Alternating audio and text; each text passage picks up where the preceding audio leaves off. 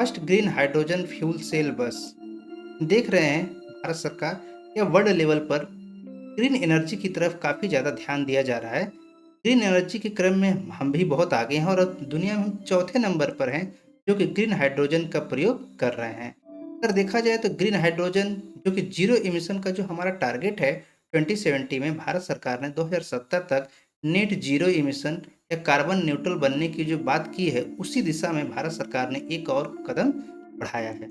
आइए देखते हैं first green hydrogen fuel cell है। ये एक्चुअल में हमारे सिलेबस से जीएस पेपर सेकंड के गवर्नमेंट पॉलिसी एंड इंटरवेंशन और जीएस पेपर थर्ड के conservation environment pollution and degradation scientific innovation and discovery से रिलेटेड है। अगर देखा जाए तो व्हाई इन न्यूज ये चर्चा में क्यों आ गया, तो union minister of petroleum and natural gas जो कि हरदीप पुरी हैं, इन्होंने क्या किया है, एक बस लॉन्च किया है। पूरे देश का पहला हाइड्रोजन फ्यूल सेल बस है जो कि दिल्ली में लॉन्च किया गया। इसके पीछे का मिशन या एम ये है कि जो हम फॉसिल फ्यूल का प्रयोग करते हैं, इससे हम क्लीन एनर्जी की तरफ ट्रांजिशन करेंगे।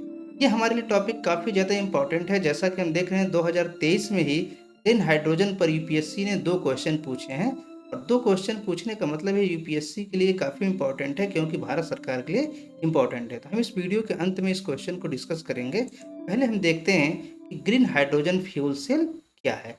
Green hydrogen fuel cell actual में क्लीन, रिलायबल, क्वाइट और इफिशियंट सोर्स है जो कि हमें हाई क्वालिटी की इलेक्ट्रिक पावर सप्लाई देगा। इसमें हम इलेक्ट्रोकेमिकल प्रोसेस प्रयोग करेंगे जिससे हमें एक्चुअल में बाई प्रोडक्ट कोई भी कंपोनेंट नहीं मिलेगा जो इमिशन एक हमारे लिए हार्मफुल इमिशन करे। इसमें सिर्फ वाटर और हीट हमको मिलेगी, कोई कार्बन जैसा पदार्थ नहीं मिलेगा। Carbon dioxide, sulphur dioxide, nitrous oxide, इस तरह के कोई कंपोनेंट नहीं मिलेगा।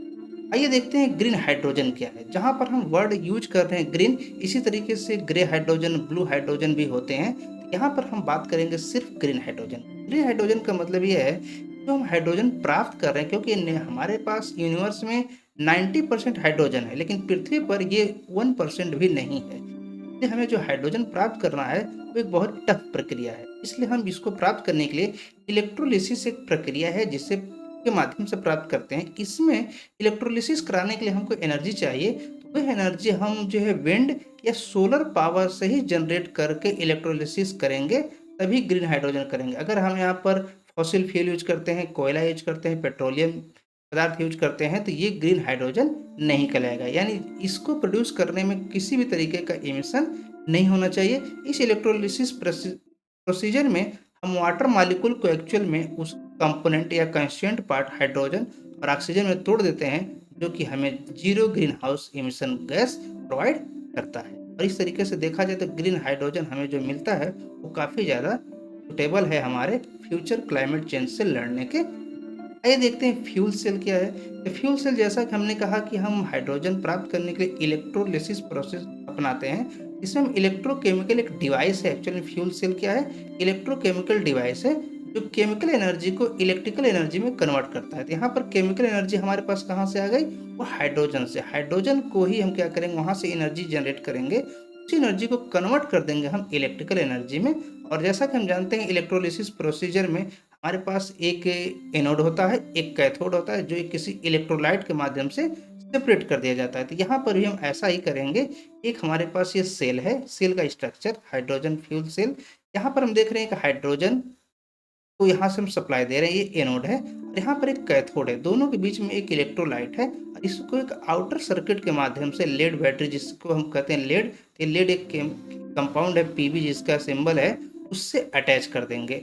और उसके बाद से हम यहाँ पर इलेक्ट्रोलिसिस प्रोसीजर अपनाएंगे। तो प्रोसेस ऑफ जनरेटिंग इलेक्ट्रिसिटी। अब इस प्रोसेस में इलेक्ट्रिसिटी जनरेट होती कैसे है, अगर देखा जाए हम यहाँ पर फ्यूल सेल में करेंगे क्या, एनोड साइड से हाइड्रोजन की सप्लाई देंगे और इस हाइड्रोजन को, जैसा कि हमने कहा कि हम फ्यूल सेल में विंड एनर्जी या सोलर पावर यूज करते हैं, तो वहाँ पर क्या करेंगे, इसी हाइड्रोजन को ब्रेक कर देंगे हाइड्रोजन यानी प्रोटॉन और इलेक्ट्रॉन में।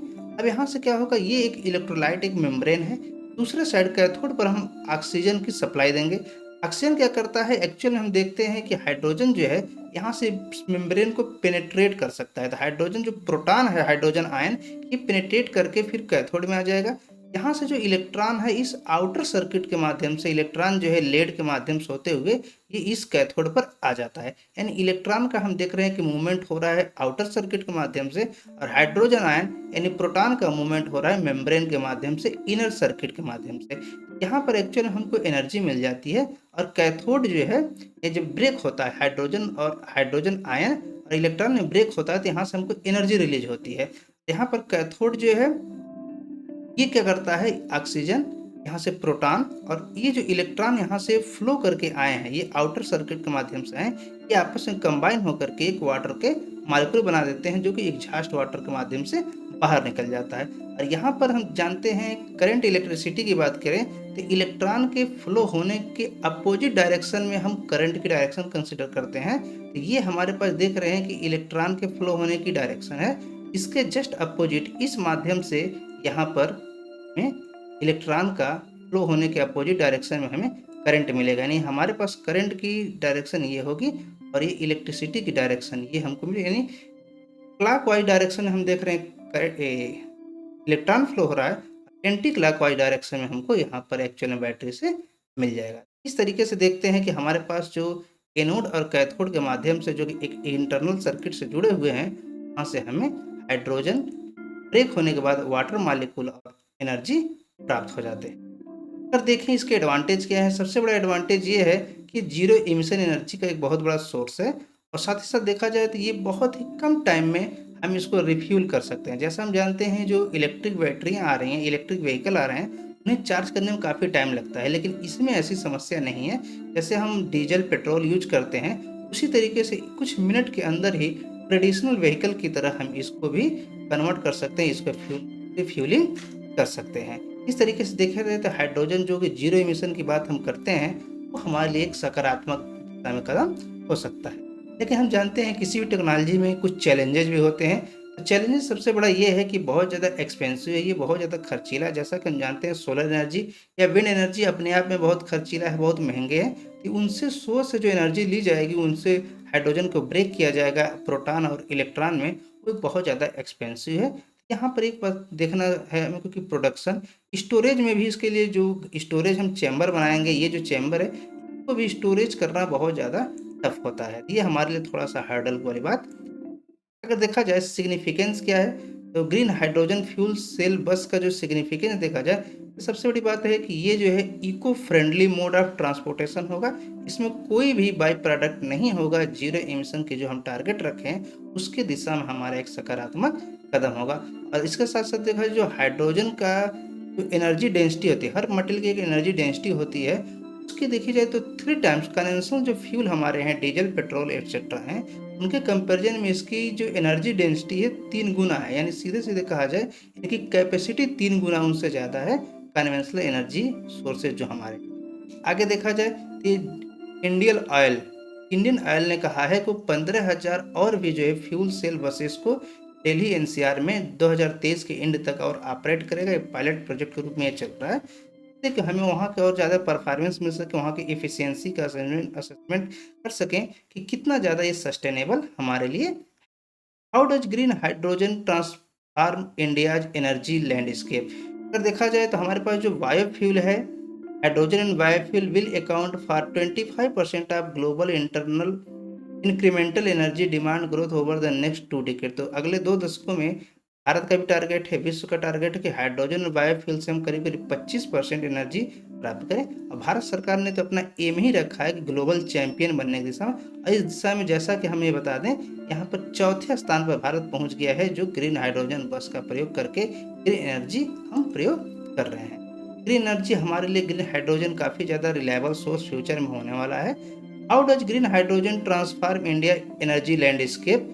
यहाँ पर अगर देखा जाए तो भारत सरकार ने नेट जीरो एमिशन की बात किया है कि 2070 तक हम जो है नेट जीरो एमिशन बनेंगे। इसके लिए हमारे पास नेट ये बहुत ज़्यादा इम्पोर्टेंट हो जाता है कि ये हम इसकी दिशा में कदम उठाएं। साथ ही साथ जो हम जानते हैं हम एक net importer of fossil fuel energy हैं। हम जो है पेट्रोलियम पदार्थ जो है स्पेशली गल्फ कंट्री से, अमेरिका से, रसिया से खरीदते हैं, और उसके बदले बहुत ज़्यादा हमको जो है डॉलर करेंसी के रूप में पेमेंट करना पड़ता है। लेकिन भारत इस माध्यम से एक नेट इम्पोर्टर से net exporter of clean hydrogen energy भी बन सकता है। साथ ही उसके 2 गोल अचीव होंगे। पहला, नेट जीरो एमिशन 2070 तक जो है वो गोल। दूसरा जो हमारा फिजिकल डेफिसिट है, इंटरनेशनल ट्रेड जो डेफिसिट है वो भी हम बैलेंस कर सकें। What are the India's initiative to promote green energy? अब भारत सरकार ने क्या क्या इनिशिएटिव लिया है? तो faster adaption and manufacturing of hybrid and electric vehicle, जो फेम सेकंड भी आ गया है। इंटरनेशनल सोलर अलायंस भारत सरकार और फ्रांस के पहल से शुरू हुआ है और उसमें 100 से ज़्यादा देश जुड़ चुके हैं। जो भूमध्य रेखा और मकर रेखा यानी ट्रॉपिक ऑफ कैप्रिकॉर्न और ट्रॉपिक ऑफ कैंसर के बीच में जितने कंट्री उनके जोड़ने की बात की गई थी, लेकिन ऐसा बाध्यता नहीं है क्योंकि इसमें अमेरिका को भी शामिल किया गया है जो कि ट्रॉपिक ऑफ कैप्रिकॉर्न के नॉर्दर्न में पड़ता है। तो देखा जाए तो नेशनल ग्रीन हाइड्रोजन मिशन को भी भारत सरकार ने लॉन्च किया है। तो ये है भारत सरकार के पहल। अब आइए देखते हैं यूपीएससी ने 2023 में ग्रीन हाइड्रोजन से संबंधित क्या क्या क्वेश्चन पूछे हैं। 2023 का क्वेश्चन है, consider the following heavy industries, fertiliser plant, oil refinery, steel plant. Green hydrogen is expected to play a significant role in decarbonizing how many of the following industry? तो इनमें से कौन कौन इंडस्ट्री है, फर्टिलाइजर, ऑयल और steel, जो green hydrogen का प्रयोग करें तो हम डिकार्बोनाइजेशन कर सकते हैं? ओनली वन, ओनली टू, या ऑल थ्री, या नन? इसके आंसर देखा जाए तो इसका आंसर है ऑल थ्री, यानी ये सभी जो इंडस्ट्री हैं ग्रीन हाइड्रोजन का प्रयोग करके डिकार्बोनाइजेशन कर सकते हैं। नेक्स्ट क्वेश्चन जो यूपीएससी ने पूछा है, green hydrogen with reference to green hydrogen consider the following statement. It can be use directly as a fuel for internal combustion engine, it can be blend with natural gas and used as fuel for the heat or the power generation, it can be used in the hydrogen fuel cell to run vehicle। तो how many of the above statement correct? इसमें भी UPSC ने पूछा है, 3 statement दिए हैं। तक हम जानते हैं यूपीएससी ने अपना पैटर्न बदला है। अब वो ऐसे पूछते हैं only one, only two, all three, none. यानी वो ये नहीं पूछ रहे कौन स्टेटमेंट सही है कौन गलत है, वो पूछ रहे कितने स्टेटमेंट सही हैं और कितने गलत हैं। तो यहाँ पर भी देखते हैं सभी स्टेटमेंट सही हैं, तो ऑल थ्री इसका ऑप्शन नंबर सी होगा। ये था आज का वीडियो। अगर वीडियो अच्छा लगा हो तो लाइक करें, शेयर करें, चैनल पर नए हैं तो चैनल को सब्सक्राइब करें। Thanks for the watching the video. जय हिंद, जय भारत।